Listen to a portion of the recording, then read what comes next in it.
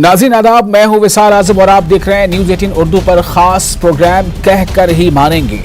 कहने के बजाय दरअसल लोगों की जबान पर सवाल है और एक ही सवाल है कि आखिर कब लौटेगी कोरोना से छोड़कर पटरी पर जिंदगी। जाहिर सी बात है, कोरोना ने खासतौर से मुल्क हिंदुस्तान में बहुत तबाही मचाई है। पहली लहर जो पिछले साल थी उसके मुकाबले दूसरी लहर ने कोरोना में बहुत ज्यादा जानी नुकसान किया है और जैसा कि बताया जा रहा है कि अब ये लहर थोड़ी कम जरूर पड़ रही है, लेकिन अब जो माहिरीन हैं वो अब इसके बाद तीसरी लहर को लेकर इंतबाह दे रहे हैं, आगाह कर रहे हैं। अब सवाल ये है कि दूसरी लहर का कहर अभी खत्म नहीं हुआ है, अभी थमा नहीं है, क्योंकि हमने जैसा बताया कि 24 घंटे में यानी कि पिछला जो 24 घंटे का आदाद-ओ-शुमार जो आंकड़ा है वो हमें थोड़ा खौफ दिलाता है। 4100 से जायद अमवात हुई हैं 24 घंटों के अंदर मुल्क में, और जिस तरह से अमवात होती चली जा रही हैं, इसने इन आदाद-ओ-शुमार ने, इस आंकड़े ने तमाम रियासती हुकूमतों को जहां जहां भी लॉकडाउन नाफिज है उन्हें लॉकडाउन की मियाद को आगे बढ़ाने पर मजबूर कर दिया है। और इसीलिए लगभग तमाम रियासतों ने, चाहे वो झारखंड हो या तेलंगाना हो या दिल्ली हो या मध्य प्रदेश हो, जिन रियासतों ने भी पहले लॉकडाउन का ऐलान किया 10 दिनों के लिए, उन्होंने फिर से इसे आगे 10 दिन के लिए या 15 दिनों के लिए बढ़ा दिया। ज्यादातर ऐसी रियासतें जहां अभी लॉकडाउन का निफाज है वो इस मई के आखिरी तारीख तक उसे बढ़ाने का ऐलान कर चुके हैं।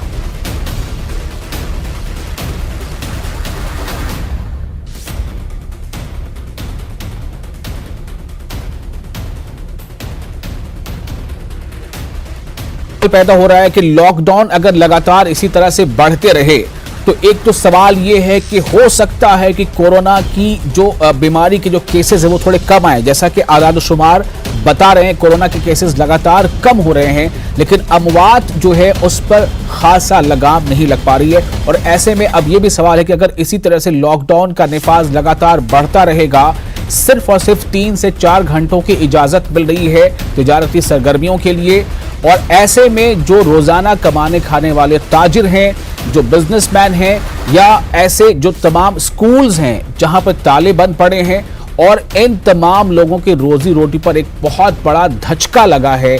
इसलिए लोगों की जबान पर यह सवाल है कि आखिर कब लौटेगी पटरी पर जिंदगी। और इसलिए इस खास सवाल का जवाब तलाशने की कोशिश में हमारे साथ आज कई मेहमान जुड़ेंगे। हम आपको बता दें कि हमारे साथ कुछ खास मेहमान जो जुड़ रहे हैं उनका हम आपको तारुफ कराते हैं। हमारे साथ होंगे डॉक्टर कियोट बुच जो FRCS हैं, MS ऑर्थो, वो हमारे साथ होंगे। हमारे साथ ताहिरा हसन भी होंगे कुछ देर में, जो समाजी कारकुन हैं। अनुभव तिवारी टीचर हैं। स्कूलों का क्या हाल है, चूंकि काफी लंबे अरसे से स्कूल बंद हैं। कई स्कूलों के बारे में खबर ऐसी है कि उन्होंने, चूंकि अपनी एक उनकी धाक होती है बड़े स्कूलों की, तो उन्होंने किसी तरह से फी जो है गार्जियन से वसूल तो कर लिया, लेकिन छोटे स्कूल जो आमतौर से किसी एक मोहल्ले में 2 या 3 स्कूल हुआ करते हैं, ऐसे लाखों स्कूल हैं जिनके दरवाजे पर, जिन पर ताला पड़ा है। और ऐसे में इन स्कूलों में काम करने वाले असातिज़ा, पढ़ाने वाले असातिज़ा, उनके सामने एक बहुत बड़ा मसला खड़ा है। तो अनुभव तिवारी हमारे साथ मौजूद हैं, हम उनसे बात करेंगे। और साथ ही हमारे साथ हैं इश्तियाक अहमद उर्फ टुन्नू, जो जनरल सेक्रेटरी हैं झारखंड शिक्षित बेरोजगार फुटपाथ दुकानदार महासंघ के। चूंकि ये जो रोजाना कमाने खाने वाले हजरात हैं, जो फुटपाथ पर बिजनेस करते हैं या रोमिया यानी कि रोजाना कमाते खाते हैं, इनके सामने भी एक बड़ा मसला है, चूंकि लॉकडाउन ने इनकी कमर तोड़ कर रख दी है और सरकारी ऐलानात की मदद इनके जेबों तक पहुंचने में काफी बड़ा फासला हो जाता है। इसलिए सवाल अहम हो जाता है कि आखिर कब लौटेगी पटरी पर जिंदगी। तो शुरुआत करते हैं। अनुभव तिवारी हमारे साथ मौजूद हैं, टीचर हैं। अनुभव सर, आपके पास मैं सवाल इसलिए लेकर आ रहा हूं, आप टीचर हैं और मैं इसलिए आपका बहुत अदब से ये सवाल आपसे मेरा ये है कि किस तरह का की चोट जो है वो ये जो टीचिंग जो फैकल्टी है, टीचिंग जो फ्रेटर्निटी है, उस पर पड़ी है। पिछले साल कोरोना की लहर में, इस बार कोरोना की लहर में लगातार स्कूल्स बंद हैं। किन तरह के मसाइल से आप दो चार हैं या टीचर फ्रेटर्निटी जो है वो दो चार है?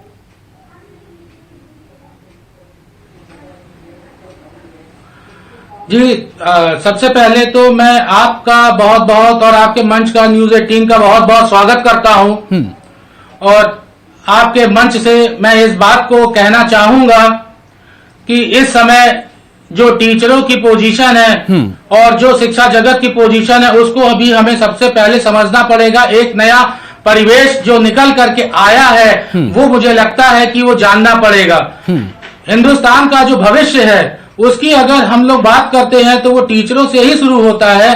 और कोविड-19 की जो मार पड़ी है इसके ऊपर, उसमें जो एक परिवेश बना है उसको अगर हम देखें तो क्लियर कट हम इसको दो पार्ट में डिवाइड कर लेते हैं। जो एक गवर्नमेंट जॉब में है और एक, जैसा कि आपने बोला कि कॉलोनी में या फिर छोटे स्कूल जो एरिया में है, हम उनकी अगर बात करते हैं तो उस सिलसिले में भी दो पार्ट पे अगर हम समझे, इस परिवेश को समझना पहले बहुत जरूरी होगा, क्योंकि उसी के बाद ही इस समस्या का हल निकाला जा सकता है। भविष्य यहाँ पर खतरे में पड़ रहा है जी। आप देखेंगे कि जब हम बात करते हैं प्राइवेट सेक्टर के लिए, गवर्नमेंट सेक्टर की सर आप बात क्यों नहीं करना चाह रहे, आप ये कहेंगे। देखिए वहां पर नंबर ऑफ टीचर्स और जो स्टूडेंट्स हैं वो थोड़ा कम होते हैं और प्राइवेट सेक्टर में बहुत ही ज्यादा स्टूडेंट्स हैं और टीचर्स हैं जो कि शासकीय विद्यालय के कंपैरिजन ज्यादा है, इसलिए मैं उसकी पहले बात करूंगा।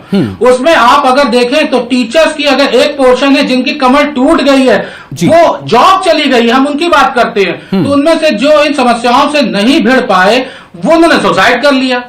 और जो बेचारे अभी तक टिके हुए हैं वो रेगुलर रूटीन में फाइट कर रहे हैं, तो उनको जरूरत है, उनके हाथ उठते हैं, उनकी नजर गवर्नमेंट की तरफ उठती है, क्योंकि गवर्नमेंट की रिस्पॉन्सिबिलिटी है, कर्तव्य लालन पालन करता है कि इन लोगों के लिए कुछ करे। और अगर सेम साइड हम अगर बात करते हैं जिनकी जॉब रह गई है तो वो पोर्शन जो है वो रीजनेबल सैलरी नहीं पा रहा है।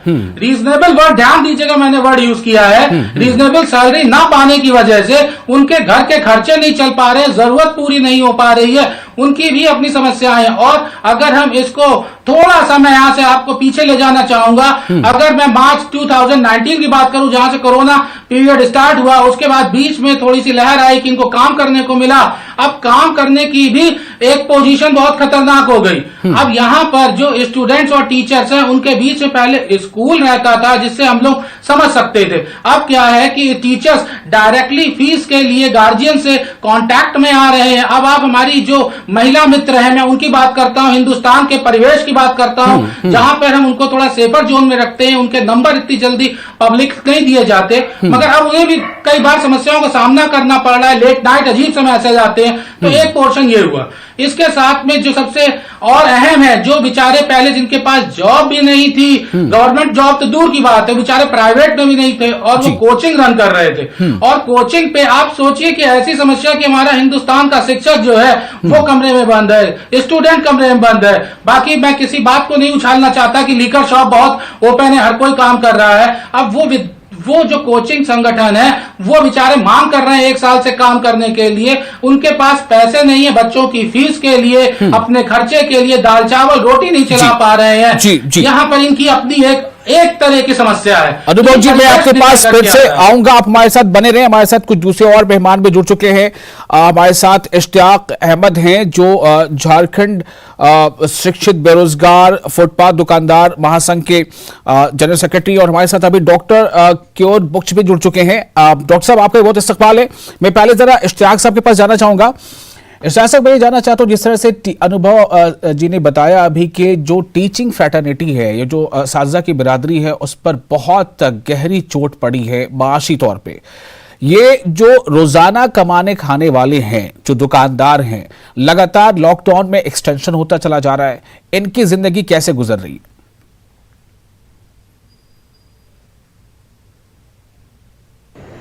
तो न्यूज़ 18 का हम शुक्रिया अदा करते हैं कि रखने की, मजदूरों की बात रखने की, फुटपाथ दुकानदारों का जो है समस्या रखने का मौका दिया।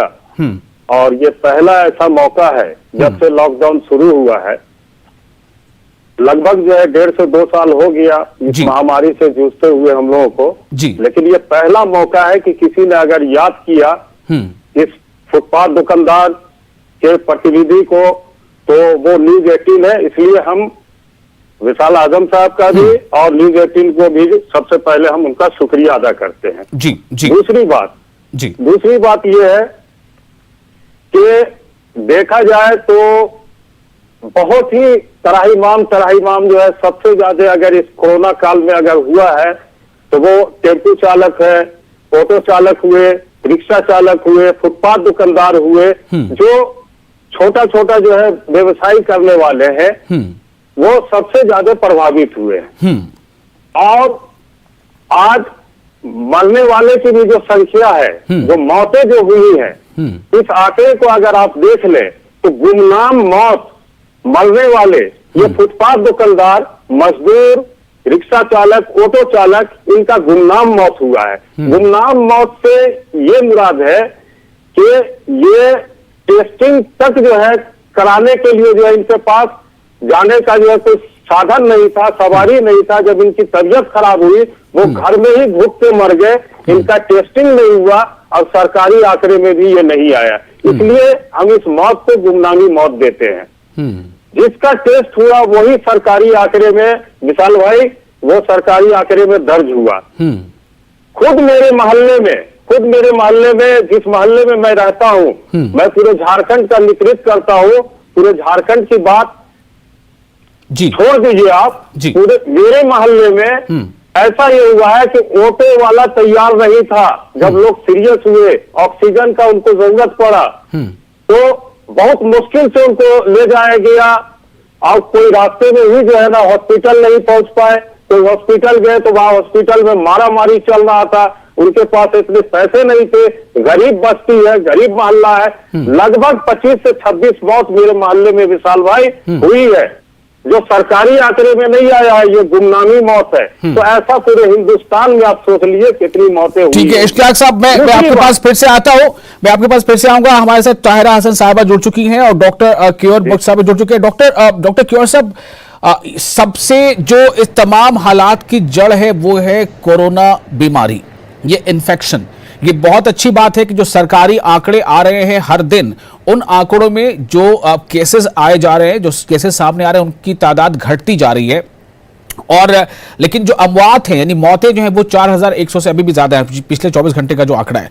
लेकिन सवाल यह है कि अगर इन केसेस में कमी आ जाएगी खातिर खाह, तो जाहिर है कि लॉकडाउन भी तमाम रियासतों में वो उठा लिए जाएंगे और फिर तमाम जो ये रोजगार के साधन है वो शुरू हो सकते हैं। मैं आपसे जानना चाहता हूं कि कब तक उम्मीद हम कर सकते हैं कि इसका डाउनफॉल जो है वो हमारे करीब आ जाएगा, सेकेंड वेव का?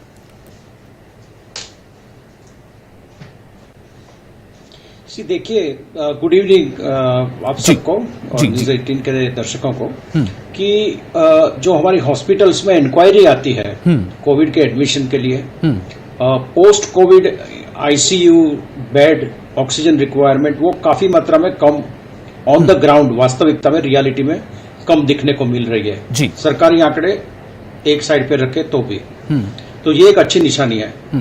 दूसरी बात यह है कि जो पीक ऑफ द वायरस है वो अभी ही खत्म हुआ है। तो जो पीक ऑफ द वायरस में जितने लोग अफेक्ट हुए हैं कोरोना से, कोविड-19 से, उनकी ट्रीटमेंट अभी चालू है। तो वो जो डेथ का जो फिगर है वो कुछ समय तक शायद बढ़ भी सकता है, फिर कम होगा जी हाँ, because it lags behind the, क्योंकि इन्फेक्शन डेवलप होते और डेथ होने में 2 हफ्ते भी होते हैं, 3 हफ्ते भी होते हैं कभी कभार, जब होता है तब। वैसे overall recovery rate is close to 90% in India. वो बहुत अच्छी निशानी है, पॉजिटिव न्यूज है जी हाँ।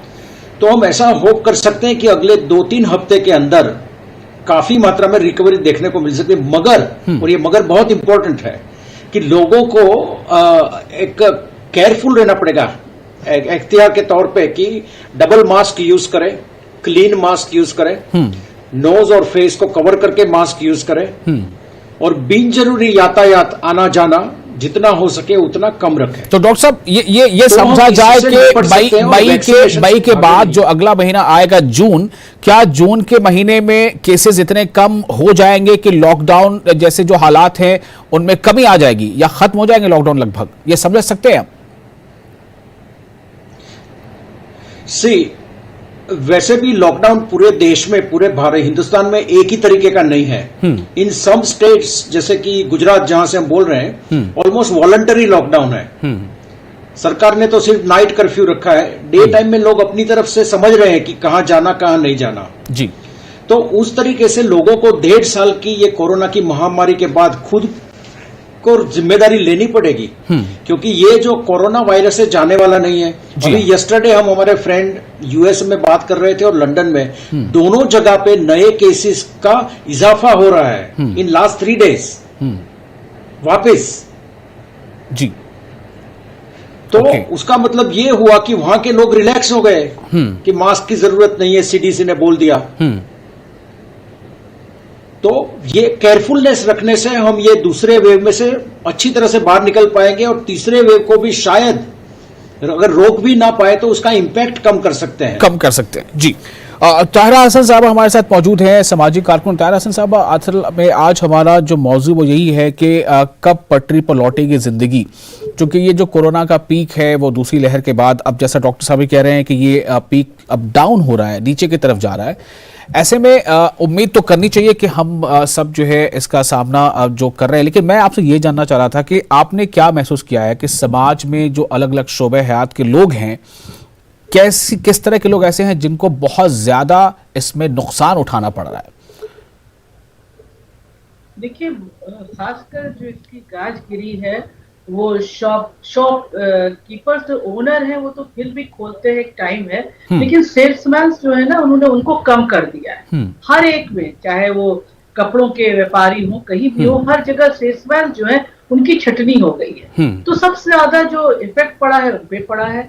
रिक्शा पुलर्स पे, जैसे उन्होंने कहा, बिल्कुल लोग निकल नहीं रहे, डर रहे, रिक्शों में बैठ नहीं रहे, अपने प्राइवेट उस पे व्हीकल पे निकलते हैं। तो जाहिर है ऑटो वाले, रिक्शे वाले, इन सब की जो लाइवलीहुड है उस पे इफेक्ट आया है। जी हाँ। और जो प्राइवेट स्कूल्स वगैरह है वहां पे देखिए ओनर जो है वो तो फीस ले लेते हैं ना साल भर की, लेकिन हमारे जो टीचर्स हैं उनको फीस प्राइवेट स्कूलों में नहीं मिल रही। तो जाहिर है उनका घर, उनके बच्चे, उनको कौन देखेगा? और फिर दवा, फिर इस बीमारी अगर घर में है किसी को हो जाती है तो उस समय कैसे वो आगे बढ़ेंगे? देखिए, इस बीमारी में हमारे अलीगढ़ में तो ऐसी बहुत सी फैमिलीज हैं। मैं रहती लखनऊ में हूँ बट मैं बिलोंग करती हूँ अलीगढ़ को। तो हमारे जेएनएमसी मेडिकल कॉलेज के कितने डॉक्टर्स चले गए, कितनी फैमिलियां वाइप्ड आउट हो गई है। तो ये बहुत ही, समझिए, कहना चाहिए कि बहुत टफ टाइम है, बहुत ही अंधेरे वाले समय से, टाइम से हम गुजर रहे हैं। और यहाँ पे देखिए, ये देखना बहुत जरूरी है। डॉक्टर साहब ने कहा कि 2-3 हफ्ते में आ जाएगा। मैं उनके बात से इत्तेफाक करती हूँ, लेकिन डॉक्टर साहब, मैं आपसे कहना चाहती हूँ, अमेरिका में फिर से आ गया, ऑस्ट्रेलिया में आ गया। अगर हम मास्क नहीं पहनेंगे, हम सोशल गैदरिंग फिर से करने लगेंगे, हम फिर से भीड़ जमा करने लगेंगे, तो ये चेन टूटने वाली नहीं है। और हमारा डॉक्टर और हेल्थ वर्कर जो है उनकी जाने जाएंगी। आप सोचिए, हम ऐसे ही थिकली डेंसली पॉपुलेटेड मुल्क है, और यहाँ पर अगर ये पूरा नीचे अगर आ जाता है, कम्युनिटी स्प्रेड होने लगा जैसे, तो हमारे यहाँ जो गरीब है, जो हाशिया का समाज है, वो एक कमरे में 4-4 लोग रह रहे हैं। कैसे सोशल डिस्टेंसिंग कराएंगे? कैसे मास्क पहना के रखेंगे? तो मुझे लगता है कि सेकेंड वेव की प्रिपरेशन उतनी नहीं हुई जितनी होनी चाहिए। और मैं उम्मीद करती हूँ कि थर्ड वेव के लिए प्रिपरेशन पूरी की जाए, डॉक्टर्स की टीम को गठित किया जाए और उन डॉक्टर्स की टीम के साथ बैठ के बातचीत की जाए। क्योंकि देखिए, बहुत सी चीजें जो व्हाट्सएप यूनिवर्सिटी में बड़ा उल्टा सीधा फैला रही है, इसका जो रिड्रेसल है इस कोरोना वायरस का और ये जो कोविड-19 बीमारी है, ये सिर्फ और सिर्फ और सिर्फ डॉक्टर्स एलोपैथी में है, उन्हीं के हाथ में है। वैक्सीनेटेड, जल्दी से जल्दी हम अपनी पॉपुलेशन को मैक्सिमम वैक्सीनेट कर दें, सबके पास वैक्सीन पहुंच जाए। लेकिन उसके बाद ये कैंपेन भी चलाते रहे कि आपको मास्क पहनना है। और हम जनता जो है, हम लोग जो है, सोशल वर्कर्स ही नहीं, जो भी हमारे साहिबे हैसियत लोग हैं, उनको चाहिए कि वो देखें आसपास उनके जो भी ऐसे लोग हैं, उनकी खाने पीने का इंतजाम कर सकते हैं। सब लोग मिलके दे। बहुत सी ऐसी वॉलंटरी ऑर्गेनाइजेशन है जो कोविड में बीमार लोगों को खाना पहुंचा रहे हैं, तो उनको हेल्प करें। तो मुझे लगता है हम भी अपनी जिम्मेदारी निभाएं और सरकार को भी बेहतर सरकार को भी अपनी जिम्मेदारी, यानी कि जो सरकार पर जिम्मेदारी आयद होती है कि वो अपने शहरियों का हर तरह से ख्याल रखे, ये बहुत अहम है। जैसा कि हमने आपको पहले बताया कि कब लौटेगी पटरी पर जिंदगी। दरअसल जो ज्यादा जिस पर असर पड़ा है वो है रोजाना कमाने खाने वालों पर। जिस पर ज्यादा असर पड़ा है वो छोटे स्कूलों पर, जहां पर आमतौर से एक बड़ी आबादी अपने बच्चों को वहां भेजती है, क्योंकि उनकी जो फी होती है निस्बतन बड़े स्कूलों के मुकाबले कम होती है, तो वहां की जो असातिज़ा है, वहां के जो टीचर्स हैं, चूंकि स्कूल बंद हैं तो उनके पास काफ़ी परेशानियां सामने हैं।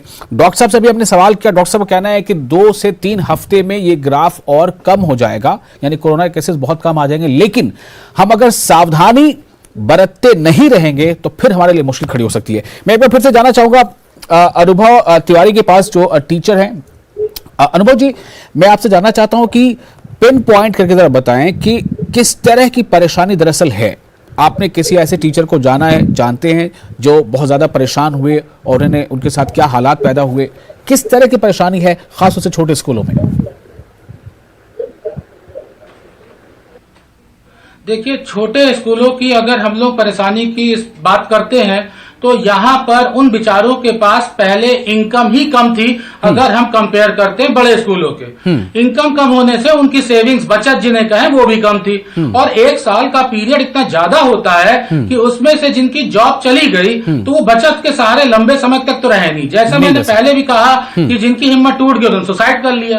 अब जो बाकी बचे थे, जो बाकी काफी बचे हुए हैं, उनके बीच की अगर हम बात करें तो इनकम तो खत्म थी, सेविंग कम हो गई, रीजनेबल सैलरी मिल नहीं रही। अब समस्याएं क्या है? बिजली तो हो रही है, टैक्सेस तो जा रहे हैं, तो इन और ऊपर से अगर घर में कहीं बीमारी ने आ गई और बीमारी आने के बाद उस खर्चे को अगर देखना पड़ा तो ये सबसे बड़ा दिक्कत का विषय है, जिसको कि अभी सब लोग सेव कर रहे हैं। तो मुझे लगता है कि इस जगह मेरे दिमाग में एक ऐसा सजेशन है कि सरकार तो अपना पूरा कर्तव्य कर ही रही है, ऐसे वर्ग के लिए एक स्पेशल कार्ड डेवलप कर दे।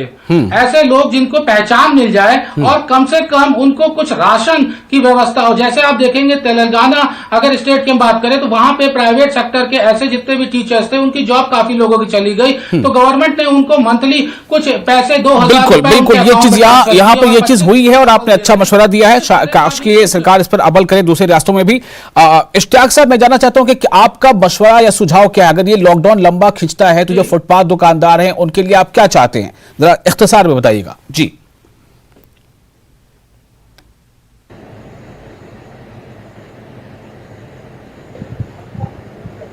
विशाल भाई, ऐसा है कि गरीब जो है, जिनका लाल कार्ड और ये वो जो बना हुआ है, उनको तो राशन जैसे तैसे जो है मिल जाता है। जो मीडियम क्लास के लोग हैं, जो ना किसी से मांग सकते हैं, उनका रोजगार भी पूरी तरीके से बंद हो गया है। चाहे वो 500 के पूंजी से रोजगार करे या 1000 या 5000 या 5 लाख के पूंजी से करे, वो किसी के भी दरवाजे पर या किसी से मुंह नहीं खोलेंगे। वैसे लोग घुट घुट के मर जाते हैं। ऐसे लोगों को जो है देखने की जरूरत है और उनको जो है, ये अभी जो मास्टर साहब ने जो सुझाव दिया है कि एक ऐसा जो है ये कार्ड बने कि वैसे लोगों को दे दिया जाए और खामोशी से जो है ना वो अपना जो है भरण पोषण जो है के लिए जो है वो कर ले और सरकार का जो ये है अनुदान है वो भी उनको जो है मिल जाए। देखिए, अभी हम लोग को इस बीमारी से लड़ना है और लड़ना है तो हम जानते हैं इसमें सब लोग परेशान हैं, हम भी परेशान हैं, लेकिन सबसे ज्यादा जो मीडियम क्लास के लोग हैं, जो बड़े लोग हैं, ये बात समझने की है, जो बड़े लोग हैं उनके पास तो खजाना जमा है। वो अगर 10 साल भी कोरोना रहेगा वो भूखा नहीं मरेंगे। और जो गरीब है वो तो उनको तो भाई कोई भी आदमी जानता है कि ये गरीब है, इनकी मदद करनी है। मीडियम क्लास जो है, जो हिंदुस्तान की लगभग जो है 60% आबादी जो है जो मीडियम क्लास है, वो 60% जो है बिल्कुल प्रभावित है। तो ये मिडिल क्लास के बारे में वाकई एक फिक्र करने की यहाँ पर बात है। डॉक्टर कियोर साहब, मैं आपके पास आ रहा हूं। अब एक शहरी, एक सिटीजन के नाते आपका क्या फाइनल कमेंट है इस पर?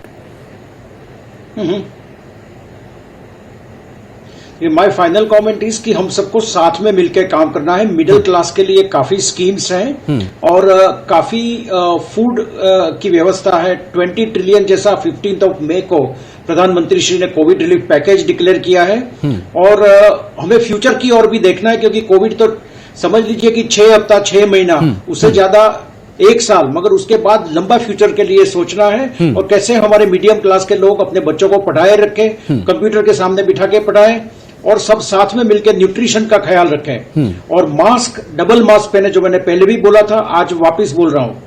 तो जितना प्रिकॉशन हो सके उतना प्रिकॉशन ले, अपनी इम्यूनिटी के लिए सही मात्रा में सही फूड का इस्तेमाल करें और मेंटली बहुत स्टेबल और पीसफुल रहने की कोशिश करें। चलिए, बहुत शुक्रिया ताहिर हसन साहब। मुझे लगता है कि जो बातें आप भी कहना चाह रही थी डॉक्टर साहब ने भी कह दिया, वक्त की भी थोड़ी कमी हमारे पास है, तो दो तरह से इसका हमें मुकाबला करना है। एक तो ये कि हम अपने जो एसओपीज यानी जो एहतियात बरत रहे थे वो बरतते रहें, इससे केसेस कम होंगे, फैलाव पर थोड़ा रोक लगेगी। दूसरा, जो सरकारी जो ऐलानात हैं वो जमीन पर कैसे उतरे, उसमें एनजीओ को थोड़ा सा आगे आना पड़ेगा और समाज का जो बड़ा ऐसा तबका है जिनके पास कमी नहीं है पैसे की, दौलत की, उनको अपनी समाजी जिम्मेदारी निभाते हुए अपने आस पड़ोस के लोगों का ख्याल रखना होगा जो शायद मुंह खोल नहीं पा रहे हैं। बहुत शुक्रिया आप तमाम लोगों का खास वक्त देने के लिए। मुझे दीजिए इजाजत। आदाब।